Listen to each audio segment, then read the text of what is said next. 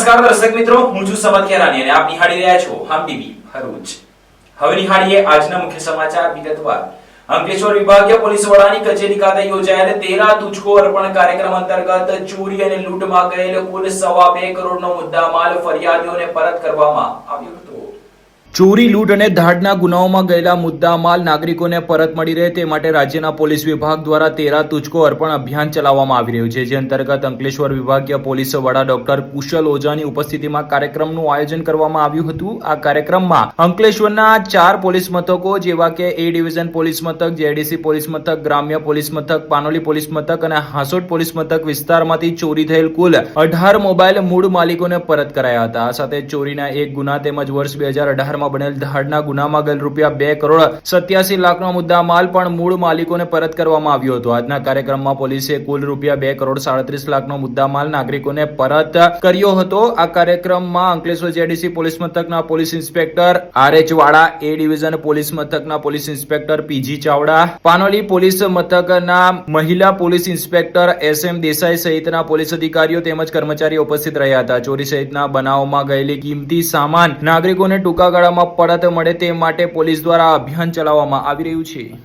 ગુજરાત રાજ્યના DGP Shri, Vadodara range IGP સાહેબ તથા ભરૂચ એસપી સાહેબની સૂચના અન્વયે અંકલેશ્વર ડિવિઝન દ્વારા 13 તુજકા અર્પણનો આજરોજ કાર્યક્રમ આયોજન કરવામાં આવ્યું હતું.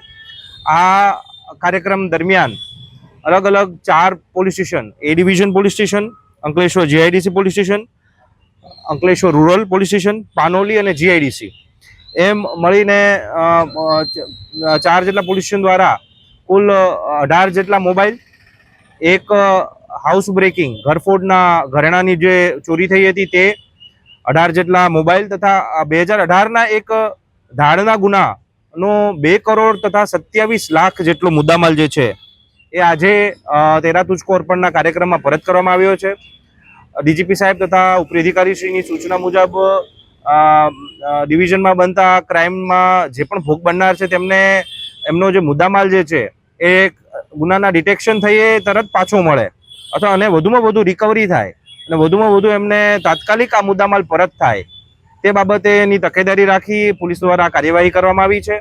જેમાં આજનો આ કાર્યક્રમ છે ખૂબ જ અગત્યનો છે, કારણ કે એક જ ગુનામાં 2018ના ધાડના ગુનામાં અમે 2 કરોડ ને 27 લાખ જેટલો મોટો પ્રમાણનો મુદ્દામાલ જે છે એ ભોગ બનનારને પરત આપવામાં અમને સફળતા મળી છે.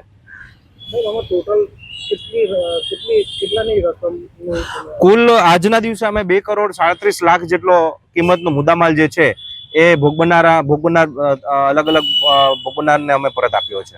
ભરૂચના દહેજ નજીક શ્રમજીવીઓને લઈને જતો ટેમ્પો પલટી મારી જતા ટેમ્પોમાં સવાર 6 કરતા વધુ શ્રમિકો સહિત મહિલા અને બાળકોને ઈજા પહોંચતા સારવાર અર્થે ભરૂચની સિવિલ હોસ્પિટલમાં ખસેડવામાં આવ્યા હતા. ભરૂચ જિલ્લાના દહેજ નજીક શ્રમિકોને લઈ જતો ટેમ્પો પલટી જતા અકસ્માત સર્જાયો હતો. આ ઘટનામાં 6 થી વધુ શ્રમિક મહિલાઓ અને બાળકોને ઈજા પહોંચી હતી, જ્યારે 4 લોકોનો આબાદ બચાવ થયો હતો. ટેમ્પો દહેજથી વાગરા તાલુકાના પણિયાદરા ગામે જઈ રહ્યો હતો. અકસ્માત બાદ ઘટના સ્થળે અફરાતફરીનો માહોલ સર્જાયો હતો. ઈજાગ્રસ્તોને તાત્કાલિક 108 એમ્બ્યુલન્સની મદદથી ભરૂચ સિવિલ હોસ્પિટલ ખસેડવામાં આવ્યા હતા, જ્યાં તેમની સારવાર ચાલી રહી છે. આ અંગે દહેજ પોલીસે અકસ્માતનો ગુનો નોંધી વધુ તપાસ હાથ ધરી છે. હાલમાં ચાલી રહેલા દિવાળી પર્વ અને આગામી દિવસમાં આવનાર છઠ પૂજાના પર્વ તેમજ બિહારની ચૂંટણીના કારણે અંકલેશ્વર, પાનોલી, ઝઘડિયા, જેડીસીમાં કામદારોની મોટી ઘટ પડવાની અત્યારથી જ શરૂ થઈ જતા ઉદ્યોગોના ઉત્પાદન પ્રક્રિયામાં અસર જોવા મળી શકે છે. આગામી છઠ પૂજાના પર્વના કારણે અંકલેશ્વર, પાનોલી, ઝઘડિયા ઔદ્યોગિક વસાહતમાં કામદારોની મોટી ઘટ પડતા સ્થાનિક ઉદ્યોગની ઉત્પાદન પ્રક્રિયામાં મુશ્કેલીનો સામનો કરવો પડશે. ઉત્તર ભારતમાં દિવાળી પર્વની જેમ જ છઠ પૂજાના પર્વનું ખૂબ જ મહાત્મ્ય જોવા મળે છે. દેશભરમાં ધંધા રોજગાર અર્થે વસતા પરપ્રાંતીય કામદારો છઠ પૂજાના સમયે માદરે વતન ઉત્તર પ્રદેશ કે બિહાર તરફ કૂચ કરતા હોય છે, જેની પ્રત્યક્ષ અસર ઉદ્યોગોની ઉત્પાદન ક્ષમતા પર પડતી હોય છે.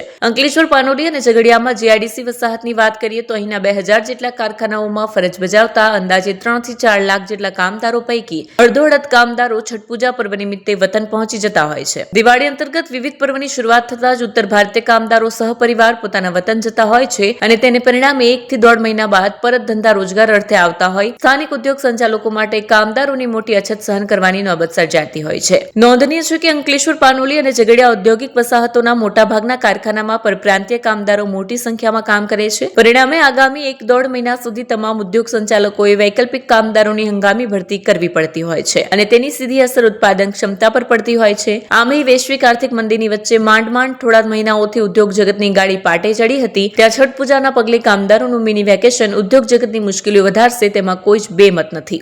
હાલ દિવાળીનું પર્વ હોય અને છઠ પૂજા આવતી હોય ત્યારે કામદારો જે માદરે વતન જતા હોય બિહાર, યુપી ને ત્યારે હવે લાભ પાંચમથી જ્યારે ઉદ્યોગો શરૂ કરવાના હોય ત્યારે કામદારોની એટલી અછત હોય છે કે લગભગ સમજો ને કે 3 થી 4 લાખ કામદારો અંકલેશ્વર, ઝઘડિયા અને પાનોલી ઉદ્યોગોના ધંધામાં બહુ અસર પડે છે એની. હવે આગામી મહિને ચૂંટણી પણ આવી રહેલી છે બિહાર, તો કામદારો હવે ક્યારે પાછા લગભગ મહિનો તો થશે જ.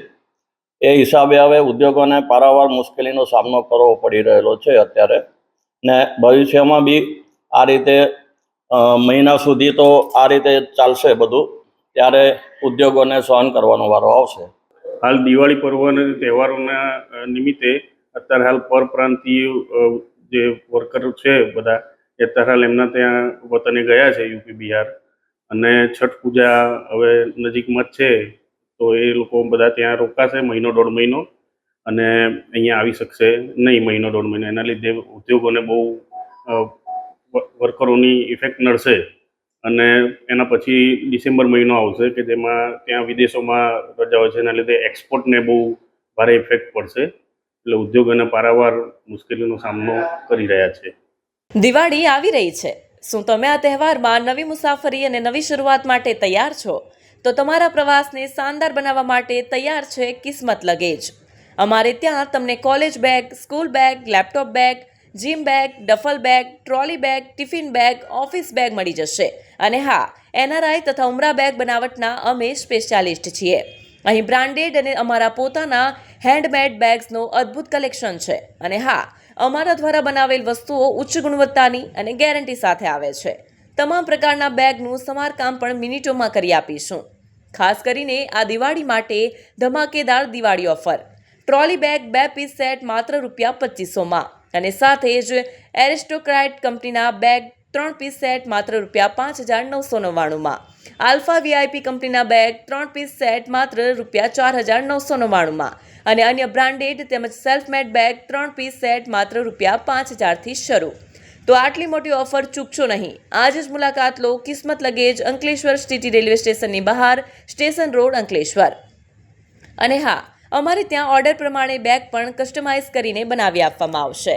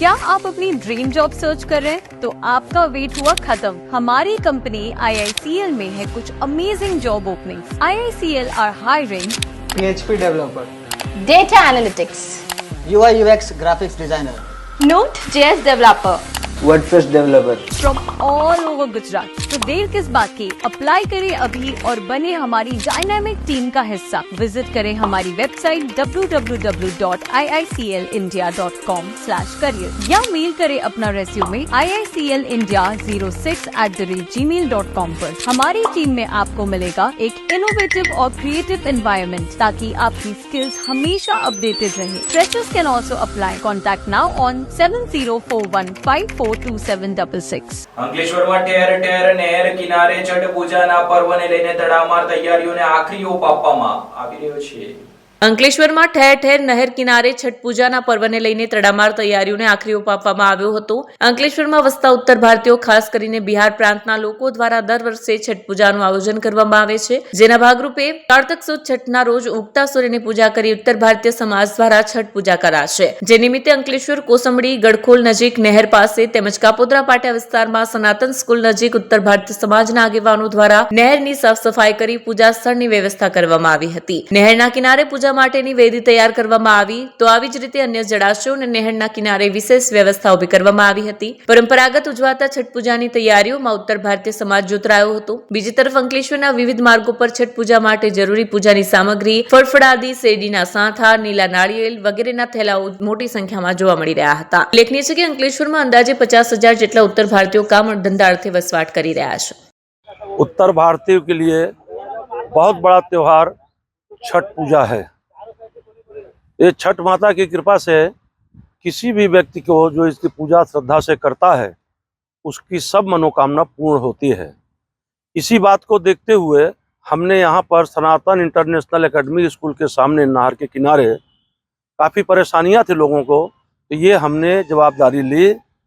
प्रत्येक प्रकार का खर्चा ये हम खुद करते हैं, तमाम साफ सफाई से लेके हर चीज़ तक कर, और शाम को यहाँ बैठ के बड़े अच्छे ढंग से काफ़ी संख्या में लोग यहाँ आते हैं और बड़े भक्ति भाव से माता रानी की पूजा करते हैं और मनोकामना पूर्ण होती है। इसलिए हम सभी से निवेदन करेंगे, एक बार प्रेम से बोलिए जय छठी माता की। અંકલેશ્વર જેડીસી પોલીસે બાતમીના આધારે મુની કોમ્પ્લેક્સમાં ચાલતા જુગારધામ પર દરોડા પાડી 8 ખેલીઓને ઝડપી પાડ્યા હતા। અંકલેશ્વર જીઆઈડીસી પોલીસ મથકના સ્ટાફના માણસો પેટ્રોલિંગમાં હતા। તે દરમિયાન બાતમી મળી હતી કે સોમાણી ચોકડી નજીક આવેલા મુની કોમ્પ્લેક્સના પહેલા માળે આવેલી દુકાન નંબર B102 માં રાજીવ મંડલ સહિતના લોકો પત્તાપાનાનો જુગાર રમતા હતા। બાતમીના આધારે પોલીસે સ્થળ પર દરોડો પાડી કુલ 8 જુગારીઓને ઝડપી પાડ્યા હતા। બાતમીવાળી જગ્યાએ રેડ કરતા તેઓ પાસેથી અંગઝડતીના રોકડા રૂપિયા 9.960 તથા દાવ પરના રોકડા રૂપિયા 1,800 કુલ કિંમત રૂપિયા 11,760ના મુદ્દામાલ જપ્ત કરવામાં આવ્યો। પોલીસે તમામ આરોપીઓ વિરુદ્ધ જુગાર અધિનિયમ હેઠળ કાયદેસરની કાર્યવાહી હાથ ધરી છે। ડેડિયાપાડાના મગરદેવ ગામે શિયાળ ગળી ગયેલા મહાકાય અજગર ઝડપાયો હતો। ડેડિયાપાડા તાલુકાના મગરદેવ ગામે મથુરભાઈ વેસ્તાભાઈના ખેતરમાં એક મહાકાય અજગર નીકળ્યો હતો। શિકારની શોધમાં નીકળેલા અજગરે 25 કિલો વજન ધરાવતા આખા શિયાળને ગળી લીધો હતો।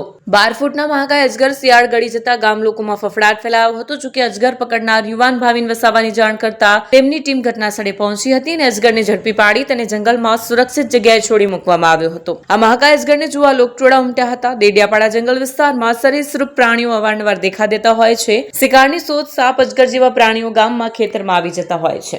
આ સાથે પૂર્ણ થાય છે ટીવીના સમાચાર। આવતીકાલે ફરી મળીશું નવા સમાચાર અને વિગતો સાથે। ત્યાં સુધી રજા આપશો। નમસ્કાર।